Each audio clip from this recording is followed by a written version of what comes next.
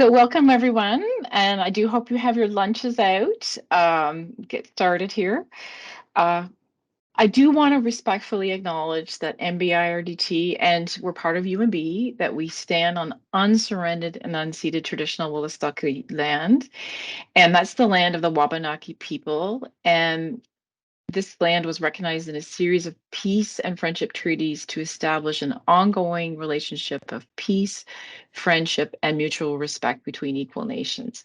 And we have an amazing river that runs by our campus, and it's known as the Wolastoq or the St. John River. And that's the Wolastoq means the people of the beautiful and bountiful river.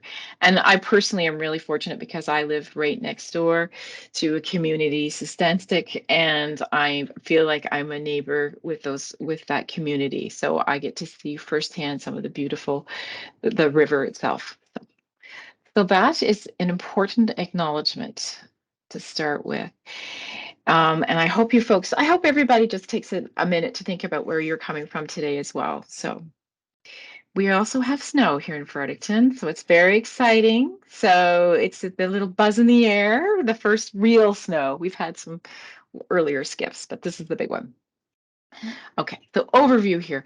Very high level overview of generative AI. That's what we're talking about today. So I want to be very clear about that. And really, what I want to say, and why I titled the topic like "What's the issue?" is I want to say what are the implications for data and privacy and ethics in when we're using generative AI, and so how we approach our understanding of AI.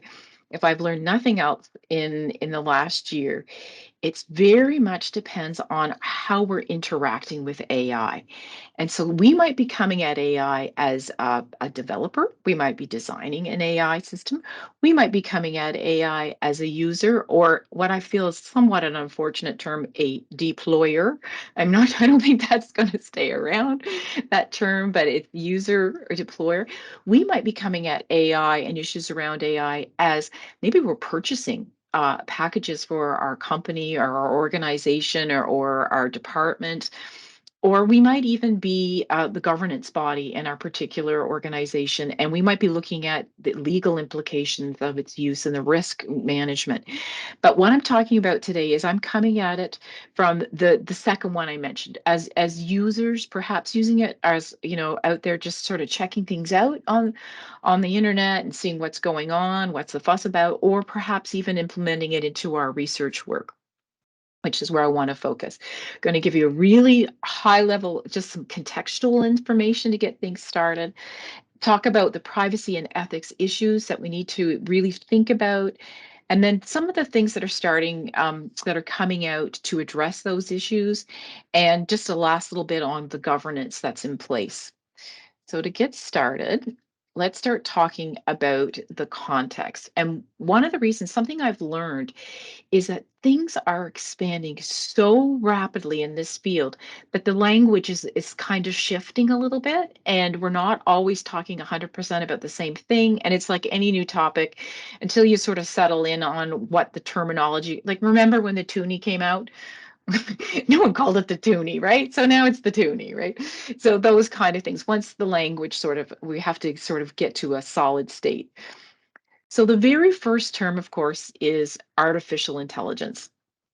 And the term AI or artificial intelligence, the definition that I have here, and I won't read it out, I use this particular one because this is going to play an important role for all of us in Canada. This is the one that's currently in the Bill C-27 Part 3, or what is going to be the new Act on Artificial Intelligence Data Act in Canada. So it's before committee right now. It's had its second reading in the House at a federal level. It's not a great piece of legislation, just putting it out there, but this is what we've got right now for terminology.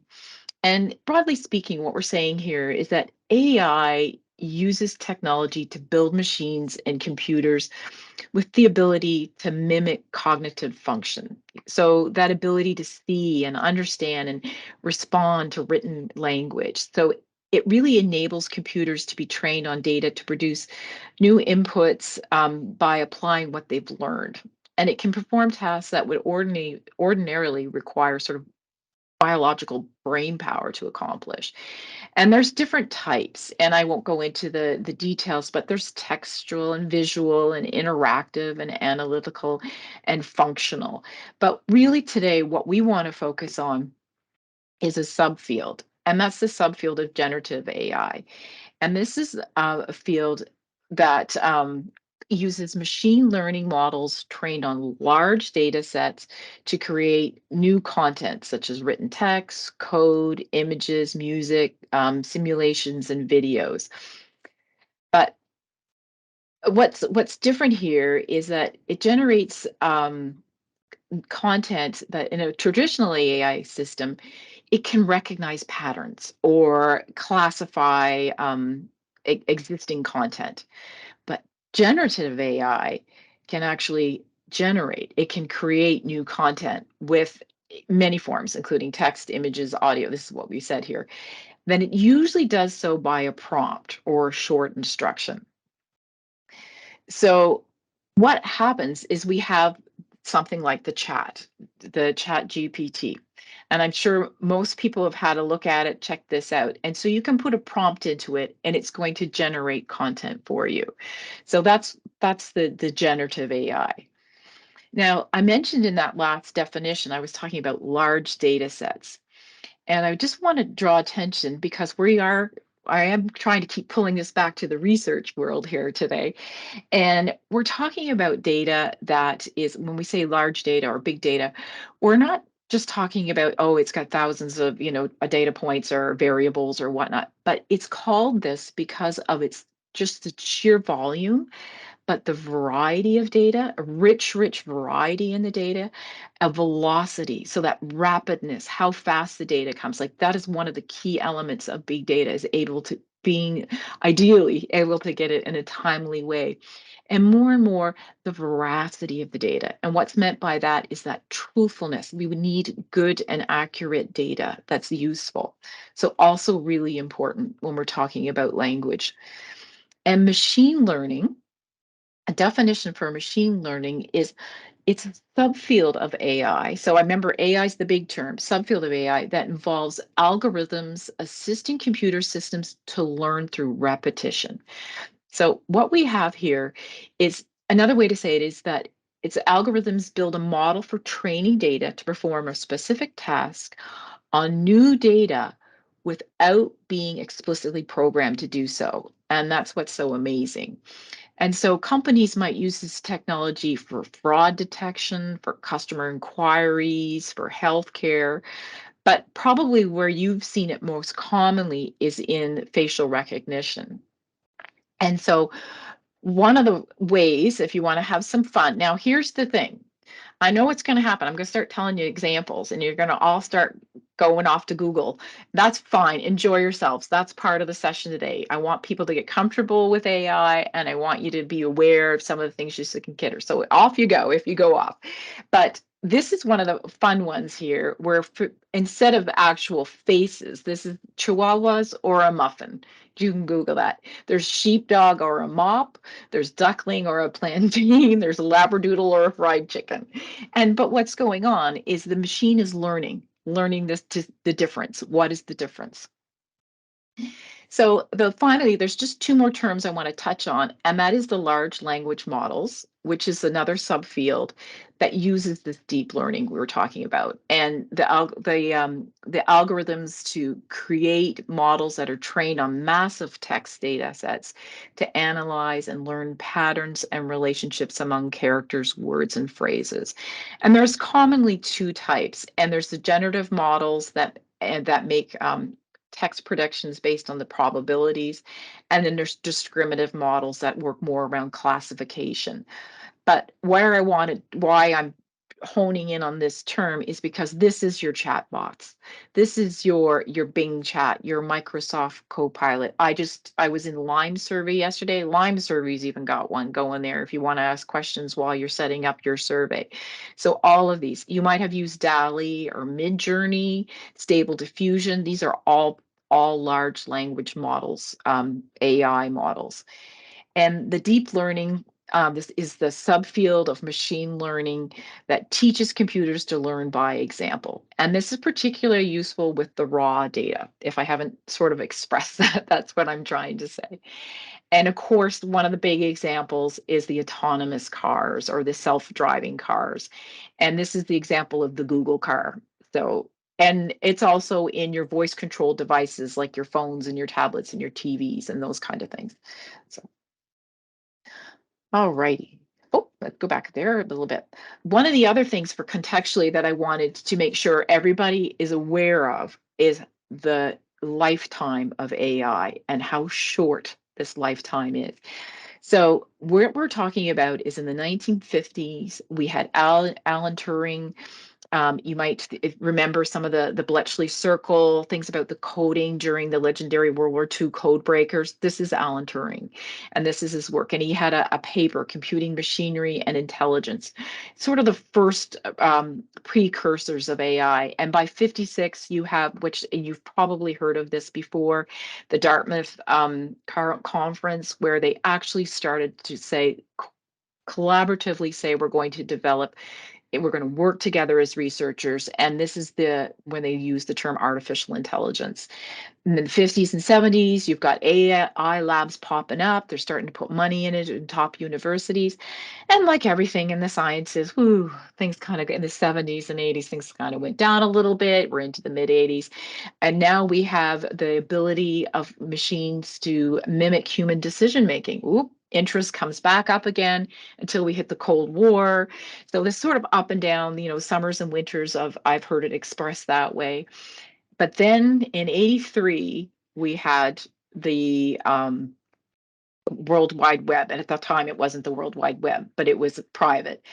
But it took 10 years. In 93, it's out there, it's available. I remember it like it was holy moly, I was off to library school and there it was. And they were speaking very carefully about the World Wide Web. So that's where we are. So 93 is not that long ago, because I'd like to think so in my lifetime. 97, we've got Big Blue, the chess game. Holy moly. If you were alive then, you remember that. 2000s, we've got big data. This is where, just these massive data sets that we realized we could capture and use for research work, we could use for problem solving, we could use for program evaluations, decisions makings. And then last year, ChatGPT became public.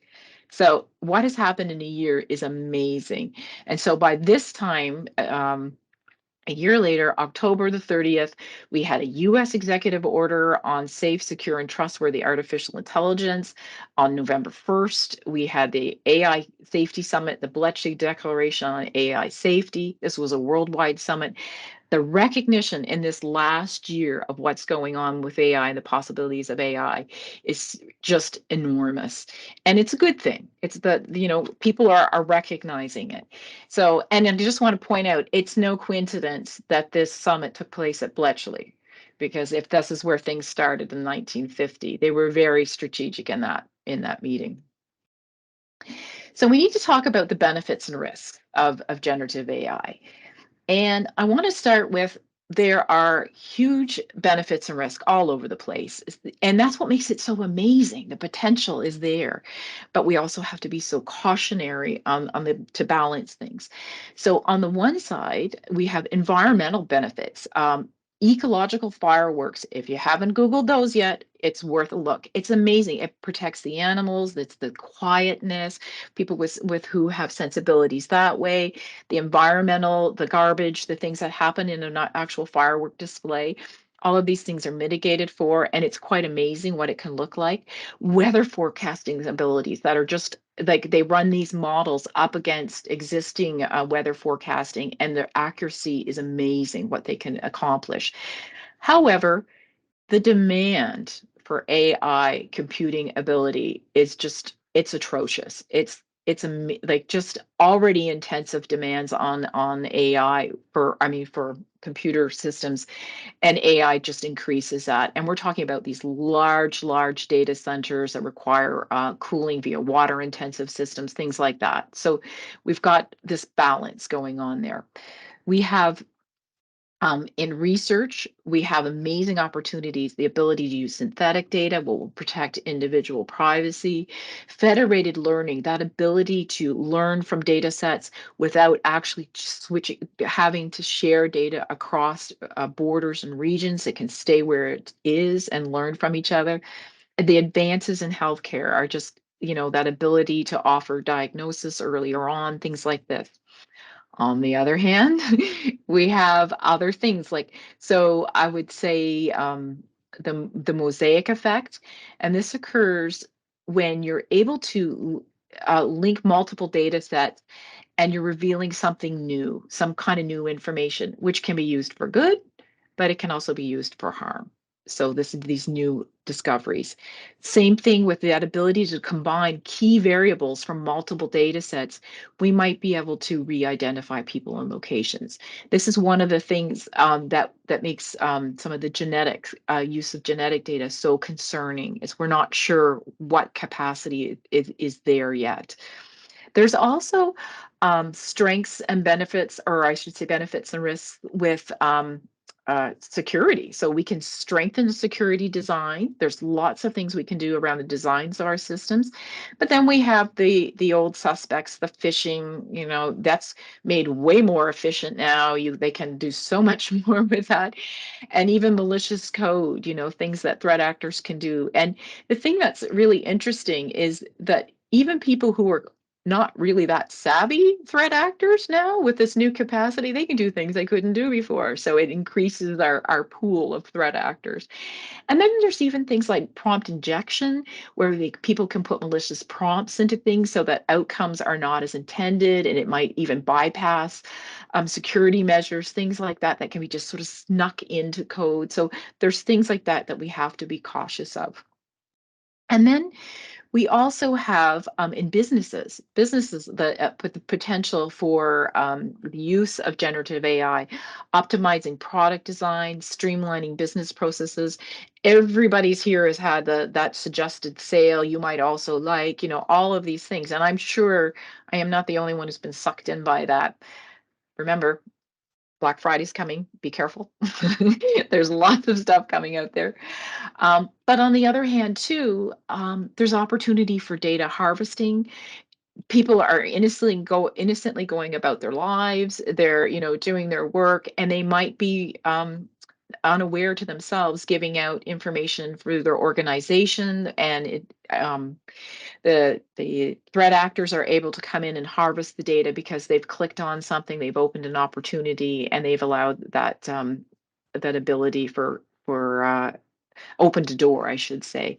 There's also the loss of intellectual property. This one is really important because threat actors may use generative AI tools to steal not just corporate information, but they could get into all kinds of areas. And it's an area that I've just sort of realized in the last month how much of privacy work and data ethics law you're coming down to issues around your intellectual property as well, and protecting individuals against the loss of their intellectual property.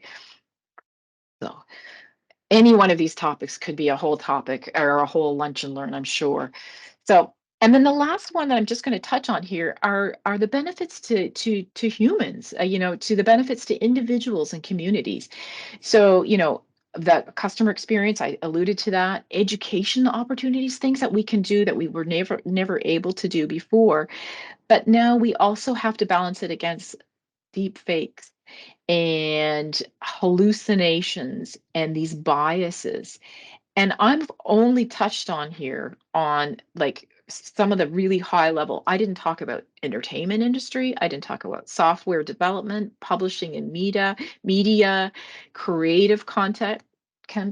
And if you would like to bake your noodle, I suggest that you Google, not right now, because it's 20 minutes, Alan Warburton. He's an artist and researcher, and his most recent work is on the Wizard of AI. It's available on the through the it's a video through Vimeo, I believe it's called. Or you can search under data, AI, and creativity, how do creatives survive in an age of AI.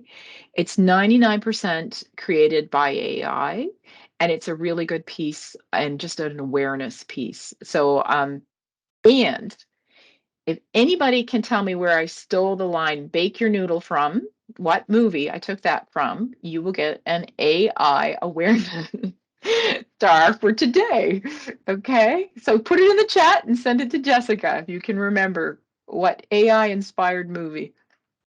Okay, now before we go any further, I really, really want to make sure you understand what I meant by those. I went by them really fast. So, what do we mean by deep fake?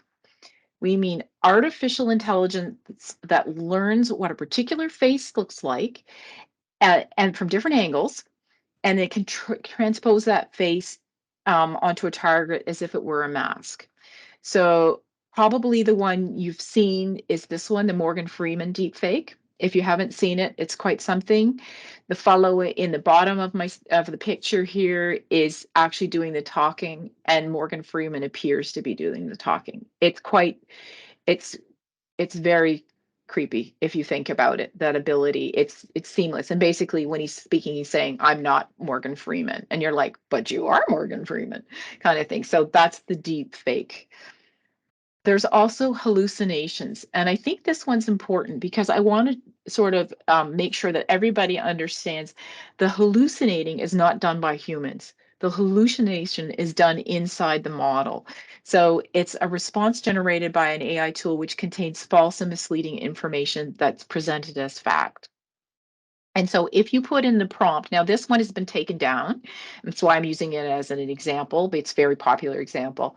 If the prompt was, when did Leonardo da Vinci paint the Mona Lisa? The response, the AI generated response was Leonardo da Vinci painted Mona Lisa in 1815. And so this output was generated because this is what there might have been bias in the data. There was a lack of real world understanding, limited data, but the model itself came up with an answer. And if you're like me and you Google lots of things and you want to remember what date things happen and whatnot, or you just pop into chat box to hear some, chat GPT to check something out, then you're going to be misled about this hallucination. And in case you're wondering, it's probably painted between 1503 and 1506. Possibly it went from right up until 1517. Point is, 1500s is quite different from the 1800s, and this is just a important painting that's had world significance. It's around the art scene. But what would it mean if we were doing research work? What would it mean if you were making decisions? Those kind of things. This kind of hallucination. And then finally, machine learning bias. And I think this is going to be the one that if you are a data researcher and you're working with administrative data or working with large data sets, this is the one that you will probably be most immediately concerned with and need to address. And that's the results that are systematically prejudiced due to erroneous assumptions and the machine learning process. And what's going on here is the AI is there's a bias that's built into it. So the AI is biased when outputs are produced that reinforce and perpetuate stereotypes that harm specific groups. And they can be algorithmic biases, so the data itself, what it's being trained on, is poor, or there's societal AI bias when our assumptions and norms as a society cause us to have blind spots in our thinking or in our expectations.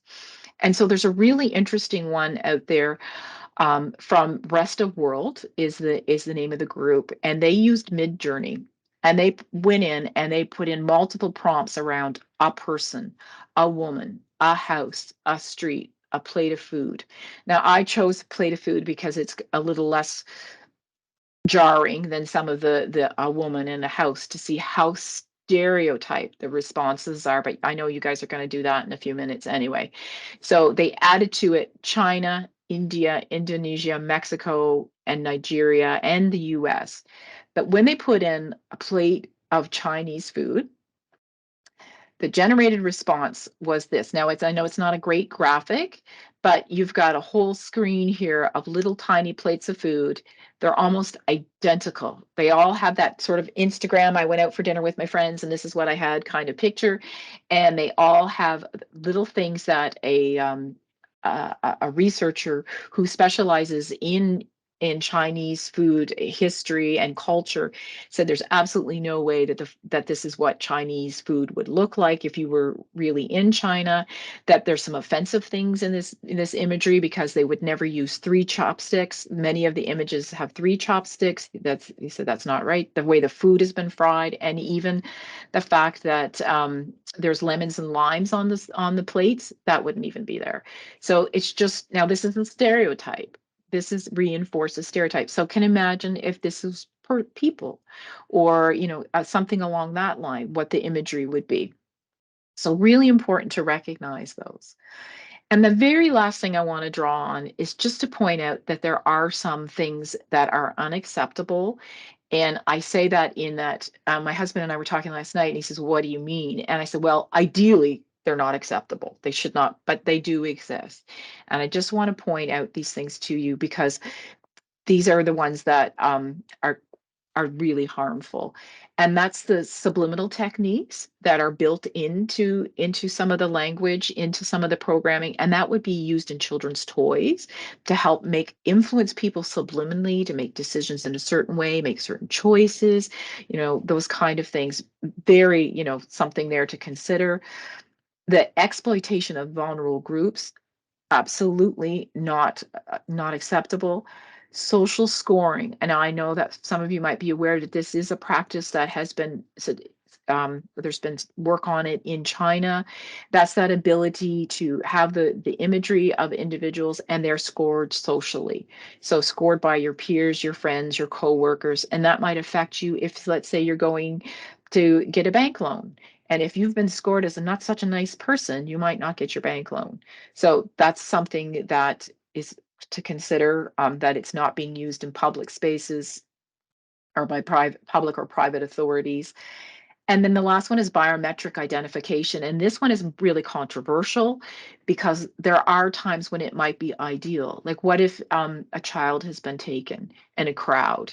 If you can do the biometric identification very quickly, you might be able to identify the child, or who has taken, who they're with, those kind of things. So this is something to consider. But I'll just leave it at that because these are hot topics. If you want to freak yourself out on some of these topics, apparently, and I haven't watched it because I'm too scared. Black Mirror season 3, episode 1, Nosedive and I've heard nothing but creepy things from that. If you want to go down that rabbit hole. Okay, so we've got the concepts, we've got the context. This is a rapidly evolving area. So what does it mean with respect to data privacy and ethics, and where do things intersect between generative AI and privacy and ethics? So if you've been in any of my talks, I'm going to say the data life cycle is the starting point to everything. All data has a life cycle. So no matter what context you're using it and examining it in, whether you're putting it into a generative AI model, whether you're, collecting primary data collection, all data has a life cycle. So we can't forget that. And we need to always ask ourselves, when we're thinking about data privacy and ethics, we need to ask questions around these points. Where did the data come from? How was it collected? Who's accessing it? For what purposes? How is it being disclosed? Those kind of things. How are we retaining and storing it? How are we going to dispose of it at the end of its life cycle? All of these things we have to keep those in our minds.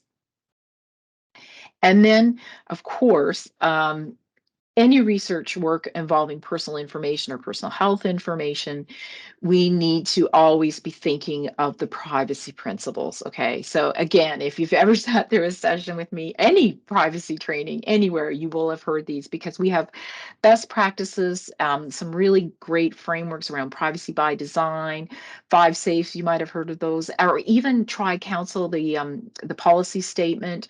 involving humans, subjects, of the ethical conduct for research involving humans. These kind of principles are embedded in them. And so accountability, that identifying purpose for the data use, limiting that collection, don't collect what you don't need, limiting use, disclosure, and retention. So only use it how you said you were going to and for as long as you said you would. Accuracy, always my personal favorite, making sure that data is accurate, having consent to use it, safeguards, whether they're administrative, technical, or physical, openness about what you're doing, and then even the ability for individuals to access their own data, that opportunity to see what's been collected, and then challenging compliance, that little bit of democracy around, I want to know what's going on, or I don't like what's going on, I want a chance to challenge. So very important to always have those principles. So what does it mean when we're talking about generative AI? Well, we talked about potential harms, we talked about some of these big areas. So more specifically, it offers the generative AI offers the opportunity for data breach. It's even more of an opportunity than we might have had in the past for data breach. So without proper security measures in place, people can be vulnerable to data breaches, and we have to recognize that. And of course, unauthorized access or disclosure can mean that sensitive information is shared that should not be, and we're not protecting individuals, and we could cause harm. Then there's re-identification. This isn't a possibility. I mentioned this above. There's this ability that if data are not anonymized correctly or insufficiently, individuals could be re-identified. That's a real possibility from the generated data that results. Unauthorized disclosure. Now, I know I said that a data breach is an unauthorized disclosure, but the context here I'm thinking of is often generative AI tools might require sharing with a third party.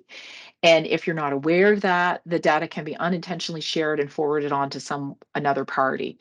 And so it leads to data breach that way, and often without the consent of the individuals. Because if you didn't know what was going forward, chances are the people, the data that you inputted, they don't know that it was going forward. Bias, we've talked about this. If the training data contains poor, inaccurate, discriminatory, or biased information, the generated outputs can reflect and amplify these biases. So it just perpetuates biases and unfairness. There is the lack of consent. Data research about human subjects, even if it's secondary use, if you're putting it into models, however you're manipulating the data, you still need consent. You always need consent. Now, again, if you're familiar with some of the work that we do at research data centers and these large data sets, we can get waivers of consent, but that permission is granted through a very specific way. It is granted through following regulations, through legislation, through the Tri-Council as an accepted body who can waive that. Our research ethics boards have that authority, those kind of things. So it's not just a willy-nilly. And yeah, I just leave it at that. So the next one is the lack of transparency. If generative tools do not provide transparent information about the data life cycle, it can just undermine user trust. So, we need to be very clear the whole life cycle. What data is being collected, how is it being collected, who's accessing it, where is it going to be disclosed? All of those things need to be transparent when we're interacting with AI tools. There is poor retention and storage. If there is poor practices around how we're storing our data or retaining our data, it's just an accident waiting to happen. It's unintended data is just sitting there waiting for someone to come along, and these evildoers or these bad actors, whatever you want to call them, they seem to have time on their hands. And that brings me to the last point, and that's the no-go zones, the things that I mentioned that, some people just don't make good decisions, and sometimes it's human error, absolutely, but sometimes people just do bad things, and we have to recognize that. And so these are all sort of in the last, I would say, year, I've been trying to find, they intersect between AI, generative AI, and data privacy and ethics issues. And these are the sort of a summary, or I've put into these little pots or buckets where I feel the biggest concerns are and what we need to be watching out for.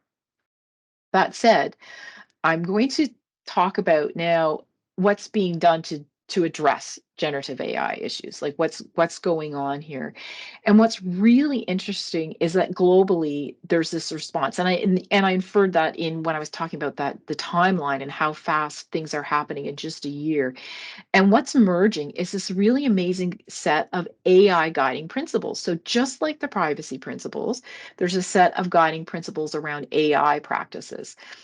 And the first one, I would say, and I drew on a lot of tools to group these together. So I'm not saying that this is unique on my part. I'm saying these are the common things that I kept finding over and over in other guidance documents and other tools.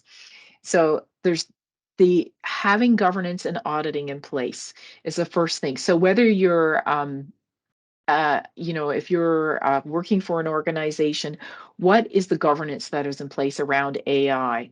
Do you have any governance around the use of AI or generative AI? What's going on there? And it's a means, having these things in place is a means to make sure that people are following policies and procedures. They're aware of things. They're getting training. They can implement risk management systems around this. They can help establish auditing and monitoring mechanisms, so you can track who's accessing data, how it's being used. You can attract activity that's unusual. These are all mechanisms that, if you have them in place, it can help reduce harm. So, and governance, and this is really something important. It needs to include the voices of the AI users. So if you are involved in any way in the development of AI governance, whether it's in your organization, whether it's in your research institute or your department, even something like that, make sure that all of your users, I heard some really compelling in a recent conference I attended. I was just an online 1 day conference, some youth that were saying all of these governance things come down from the top, but we're using the AI. We're the ones that are generating the content. We're the ones that are really engaging or deploying generative AI, the youth. So folks need to have a voice. And another engaging speaker is Linda Bonyo, Bonyo. She's a digital law expert, and she just really highlighted the necessity of having diversity in the room when you're making decisions about AI, about how it's going to be used, about some of the policies around it, like making sure that you're representing everyone. So, just some really good examples there of things to think about, I should say. So, the next point is transparency. Now, this one is just amazing. You need to ensure that people understand when and how they're engaging with AI. This is just, we don't always know it. Sometimes it's like that Morgan Freeman thing. I don't know about you guys, but I got sucked into a while ago some Keanu Reeves. He was his John Wick is a character, and he's doing funny things around the home. I totally thought, oh, look at that Keanu Reeves, isn't he a fun guy? Kind of thing. Completely AI generated. Okay, I was sucked in. So the transparency needs to be there. And this includes organizations providing notice, making sure they're being very clear and transparent about it. So individuals can make decisions whether they want to engage with it, whether they want to be part of contributing their own data, whether they want to use it. And it needs to have the ability for experts to determine if risks have been addressed, those kind of things. That's what's so important about transparency. And some of the tools you can use for AI, there are some of the more current are digital watermarking. And that's a technique that involves actually embedding digital marks or indicators into machine learning models or data sets that enables identification, so that you know that this is the transparency is there. Nutrition labels. These are literally, they look like nutrition labels. I apologize for not having an example, but it's just that little, like on the side of your cooking package, it tells it like it is. How much fat content are you getting? Well, how much, generative AI content is involved here? So these are things that are important. And even Providers can enforce requirements. So an example there is that Meta most recently has come out with the decree that going forward, political advertisers, and starting in 2024, I believe, have to disclose if they're using AI in any of their advertising. So those kind of rules that like that. There is fairness and non-discrimination. Developers must implement rigorous processes to identify and mitigate biases in training data. This is so important because we have to be, the very design of our AI systems have to be respectful of law, but of human rights, of democratic values, and of diversity. This is so important. And the mechanisms need to be in place to mitigate for bias, to protect against algorithmic discrimination, to have safeguards in place. They need to be there. So is that what I think? Yeah. And it needs to be through the whole life cycle. That's the other piece too, this fairness and non-discrimination. So if you're making sure the data that that goes in is quality data and is rigorous, that you've gone through your processes, don't stop there. Follow it through. What kind of outputs are coming out? Are they remaining to be unbiased? That kind of thing. And unfortunately, one of the things around this is that often what will happen is entire populations will be left out of AI tools. And I heard an example from a person from the 2S LGBTQ plus population, and they were saying that what happens is they're not reflected in the data. So then when the outputs come out, they're not reflected. They're not even in it. And then what happens when they do get included? Sometimes it stands out. And so then they're discriminated that way. So there's a balance that needs to happen there. I also heard a engaging speaker, a young woman speaking about language models, and that if languages are not actually in language models, and that's the thing, we're speaking in English here today, but this stuff is happening all over the world in multiple languages.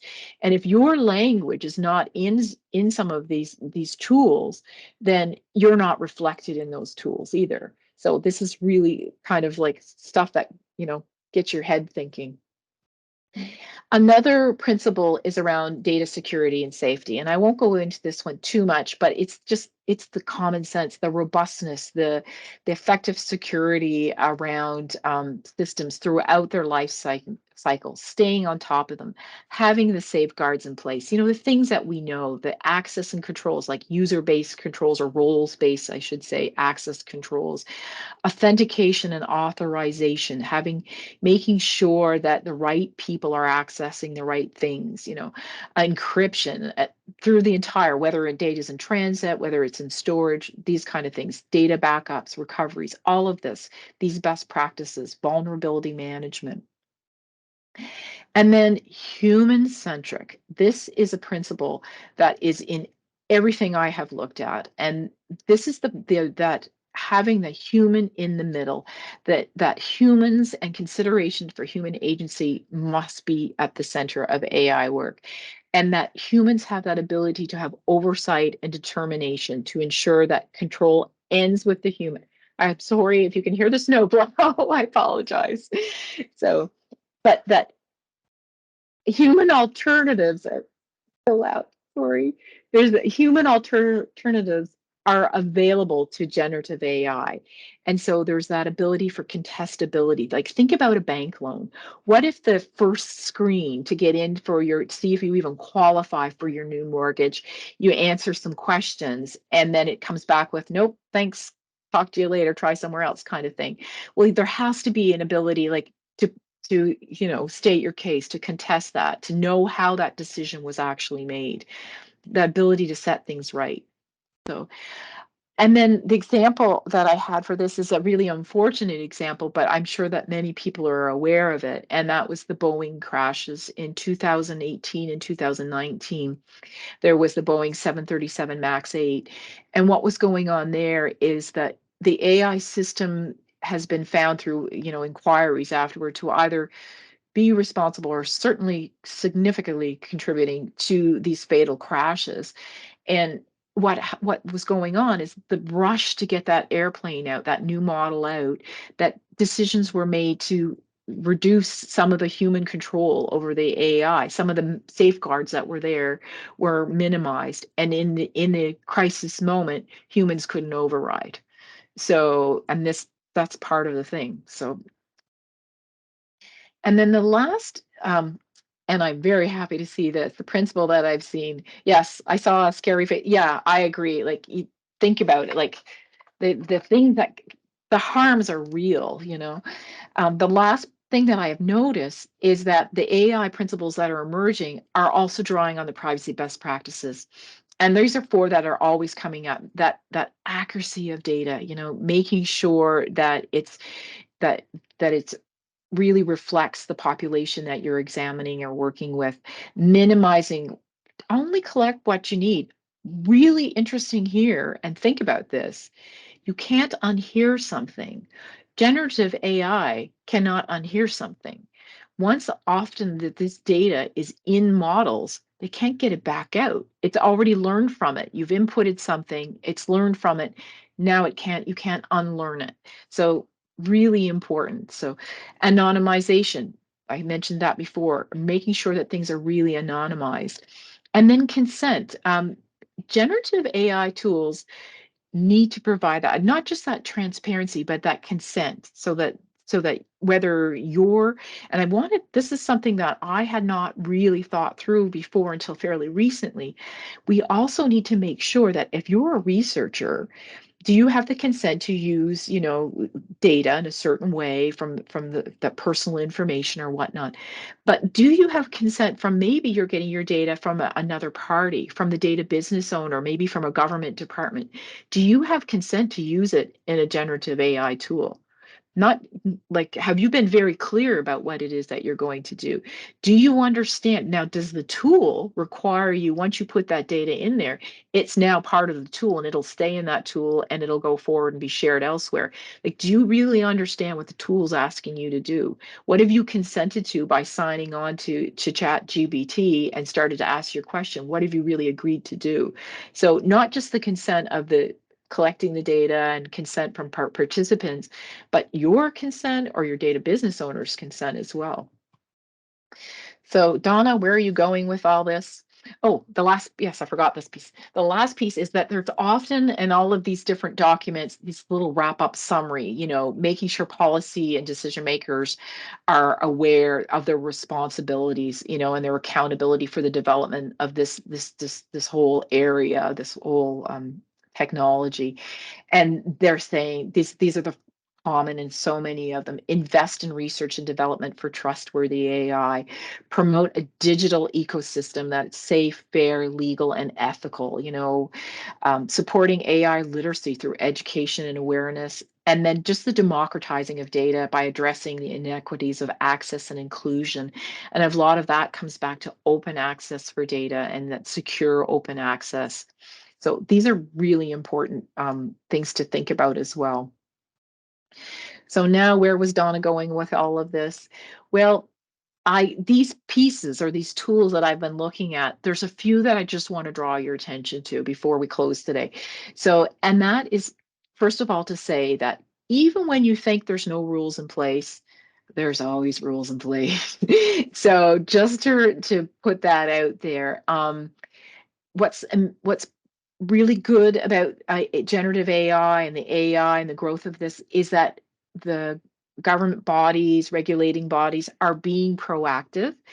M- Maybe not as fast as they should be. I mean, we could sort of see the writing on the wall, but it's less reactionary than some other situations. And I'll just get you to think of just a few years back when drones started to come out. It was crazy. Like, there was no policy instruments in place. People were, you know, playing with their drones, wondering why it was, you know, interfering with air traffic, you know, things like that. And so at least this time we've learned a little bit from before, and this time we're putting things in place. So the instruments that I want to draw attention to, there are some existing, and what's relevant here is, just because you're interacting with data in maybe a new format and a new way that you haven't done before, everything that already, copyright law still applies, consumer protection laws still apply. These laws still apply, intellectual property rights, like Nothing has gone away that way. It's just you're using data maybe in a new platform. And so the laws that I draw attention to are the General Data Protection Regulation, that is the EU, and the California Consumer Privacy Act. And you say, well, Donna, we're in Canada. Well, yes, but this technology is global, right? And these laws are global laws. These are laws that affect you no matter what where region you're coming from. There's also artificial intelligence risk management framework. It's kind of interesting. And what's really interesting, if you look at this, how often do you look at frameworks from an organization as big as NIST and it's version 1.0? So you know how new it is. And then there's policy instruments that are already in place. There's the Canadian guardrails for generative AI code of practice. This is guidance for Canadians, whether you're a developer or a user. There's a guide on the use of generative AI. That's a Canadian guiding document for federal employees. And there's AI risk assessments that can be done when you're thinking of starting to use AI. And then just artificial intelligence. These are pending legislation that are coming. The Artificial Intelligence Data Act that I talked about earlier. Have a read through it if you want. It needs some work. The AI Bill of Rights, which will not be it's not actually binding, but it will have the rights listed, and probably the most prominent one that people are really waiting for is the AI Act in the European Union. This one will really have a lot of influence, and then just some other instruments. The UN AI advisory body, they've gotten together and they're going to be giving a global AI governance, advising on that.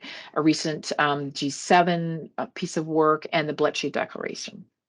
So my last slide, just to finish things off, is that trust is central in AI. We have to have trust. It goes in so many angles around that. Making sure that, do you trust the tools you're using? If you're using other folks' data, do they trust you? Like, we have to really think about this. And I would just, the must haves that I just went through, the accountability, that transparency of what you're doing, that fairness, the security, the human centeredness, and privacy best practices. And we have to continue to educate ourselves. This was just like I know I did no justice to probably any of these topics except for to put them in get them in your brains and get your diddly boppers thinking about AI. So when you're on the computer, things your antennae start to go off. And then the last thing, be proactive, be part of the conversation. Check out that new proposed piece of legislation. It's a stunning read, I promise. But you might like learn like where are things going? What's the flavor? What's out there around governance? So, and with that, I will say thank you so much for having me for lunch, for letting me do all the talking. It tends to happen when I do a lunch and learn. And hopefully you got a few little nuggets to take away and something that's useful for you. Thanks.